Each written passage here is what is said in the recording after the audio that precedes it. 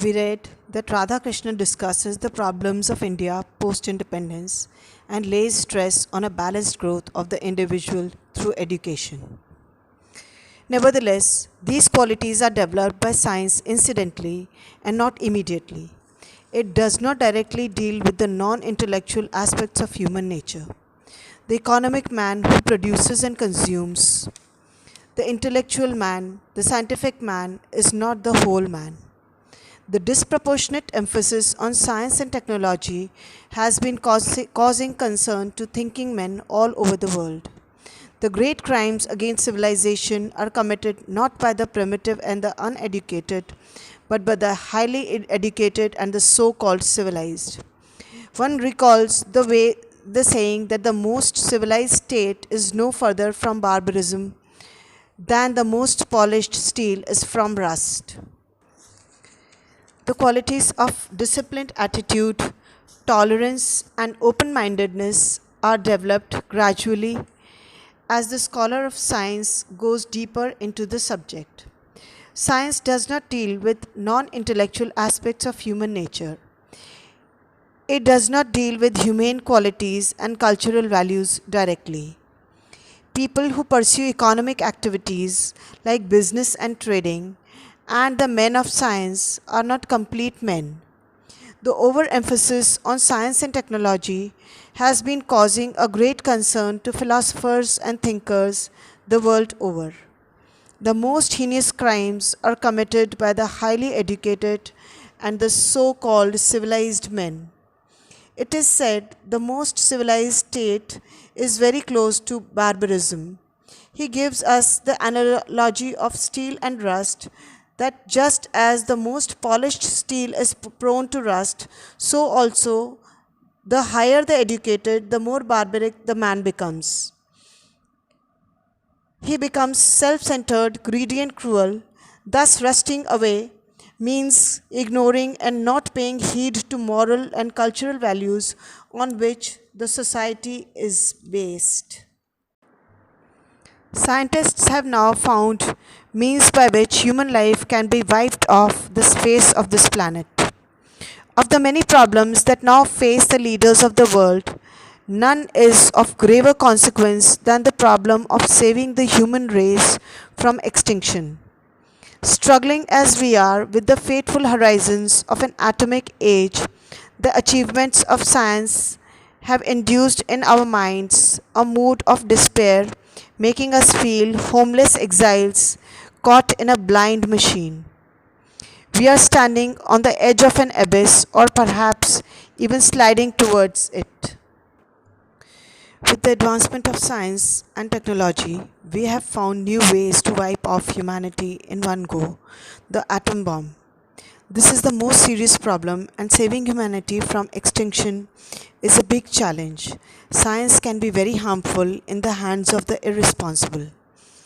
The direction in which science is heading is a matter of grave concern, with every country developing atom bombs as a defense tool to prove its power.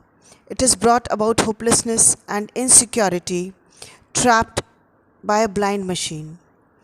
The technology has no discretion of its own. It is bound to create havoc, or rather, all the nations are pursuing it blindly to prove their power without using any discretion. Humanity today is standing at the edge of an abyss, a deep gorge, not just standing, moving towards its own downfall, its own extinction. The Prime Minister of England, in a recent speech, contemplated, "We and all nations stand at this hour in human history before the portals of supreme catastrophe and measureless reward. Our faith is that in God's mercy we shall choose aright, in which case the annihilating character of these agencies may bring unutterable security to the human mind. To choose aright requires the cultivation of the heart and the intelligence.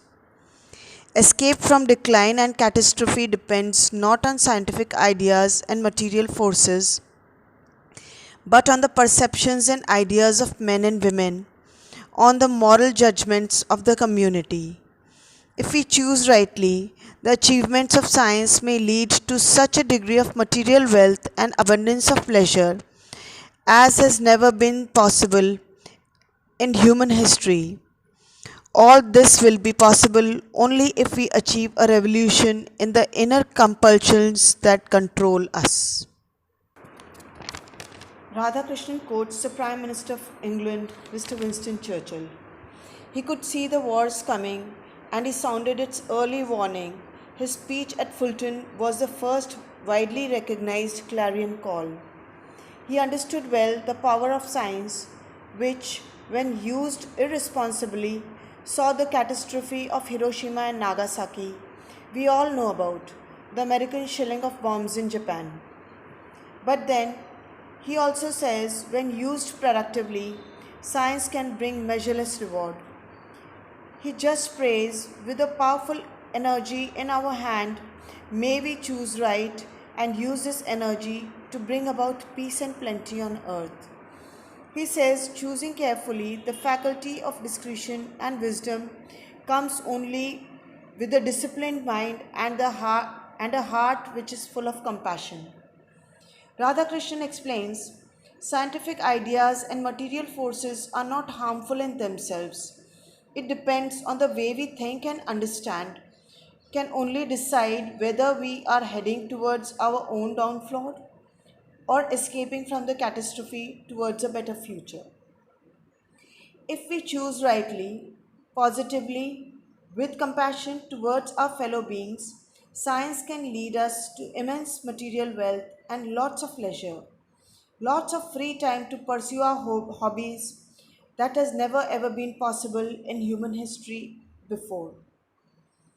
But this can be possible only when we can bring about a revolution in our hearts and minds to look at the world in our as our own fraternity, as Kutumbakam.